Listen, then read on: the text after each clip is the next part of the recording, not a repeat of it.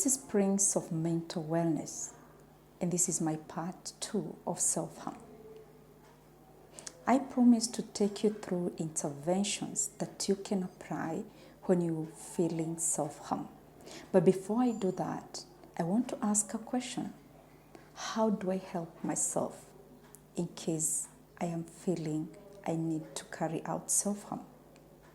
One thing you need to do is to understand the pattern.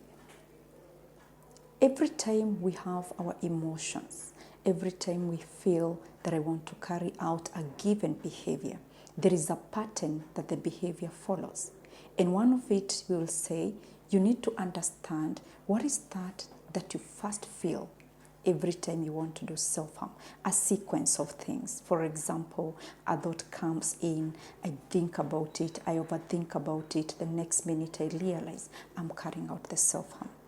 Or an emotion comes in, then within no time, I'm angry, within no time, I'm bitter with self, and again, I implement the self-harm. So you need to pick a pattern of yourself, and you need to identify the pattern that the self-harm follows. You can do this through writing, keeping a track using a diary. You can be writing every time you feel that. A diary may not be the best because someone else can come into contact with it, and it could be something that you don't want people to know about it. So you can look for somewhere and you dedicate that pattern.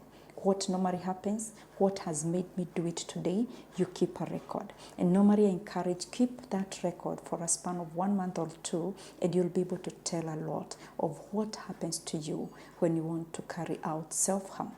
2, you need to identify and recognize what triggers that feeling.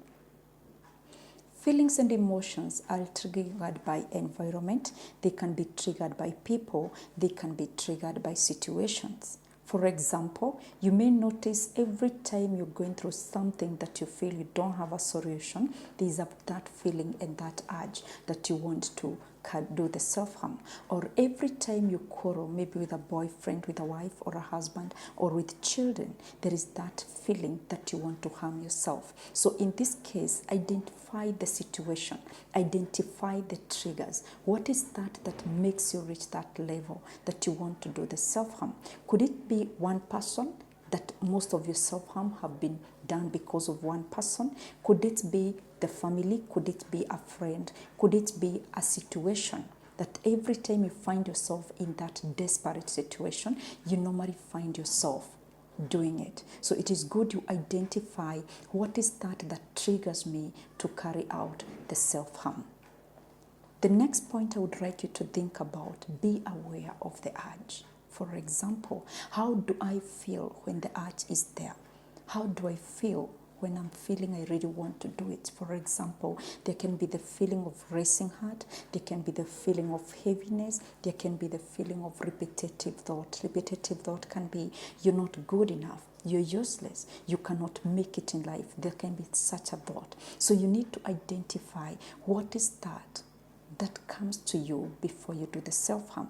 Again, it can be unhealthy decision making. For example, you want to make a decision and you don't know how to go about it, and you know this decision is likely to affect your life throughout. So it is very, very crucial for us to identify what happens. How do I become aware that I'm already feeling the urge to cut myself, or I'm already feeling the urge to hurt myself? So when you identify how the preparation or how your body prepare for it, then can you really be able to distract the process? Distracting it, you can identify something that can help you to stop carrying it out. And in most cases, what will work for person A may not work for person B. So I, as Irene, I need to identify what is that every time I do, I don't find myself ending up hurting myself. So when you identify something that can distract you, it will really help you to be able to learn about how to cope with your self-harm. This distraction can be different depending on the emotions that I am feeling at the moment. Apart from this, there are other safer ways of helping you to handle self-harm. For example, if I am feeling like I want to cut myself, I can pick a knife, apply some food color on top, and especially the red color, and try to massage the area that I feel I want to cut myself. By seeing that, the brain will be interpreting the numbness that I feel about cutting myself. It will be interpreted on that specific part. So in this case, what I'm doing, I'll be preventing myself from cutting myself. Another thing you can also try is paper shredding. That is cutting pieces of paper into many ways. That concentration, as you're doing that, you're handling your emotion and the pain that you're feeling at that specific moment. Do I feel like I want to hit myself on the wall?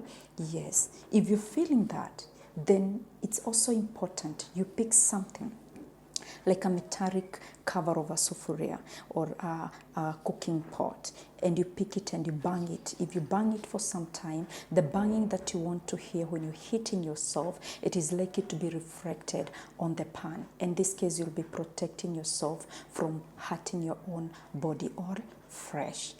Do I feel like I want to burn myself? I would really say that we can pick a warm cloth, we can put some warm water, you dip in a towel, which is the water to be a bit warm, and then you try to massage the area that you feel you really want to harm yourself through burning.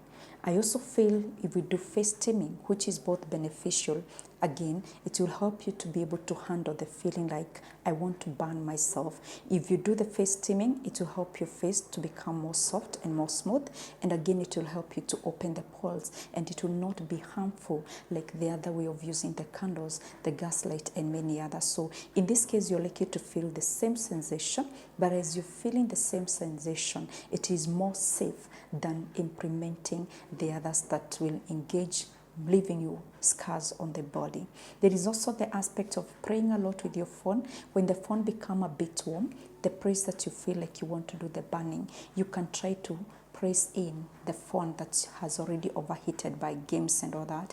You can try to press it in order to feel that warmthness that you are feeling, that you want to feel on that specific part that you want to burn yourself. Again, I would also like to say that those people who feel like they want to bite themselves, one thing, the things that you can bite, for example, a peg is a bit hard. It will give you that feeling of biting, and it is a bit hard, and some people feel comfortable chewing a peg kidogo to the handle of the peg.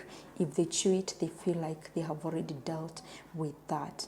Another thing, you can use the same peg, the area that you feel you want to bite. You can pinch it with a peg, and I still feel that you're likely to feel almost similar sensation that will help you to handle whatever you're feeling. I hope that next time you feel such urge to harm yourself, you'll be able to get a better way of handling it. Next time, I'll talk about distractions. How can I distract myself when I want to do the self-harm? Thank you.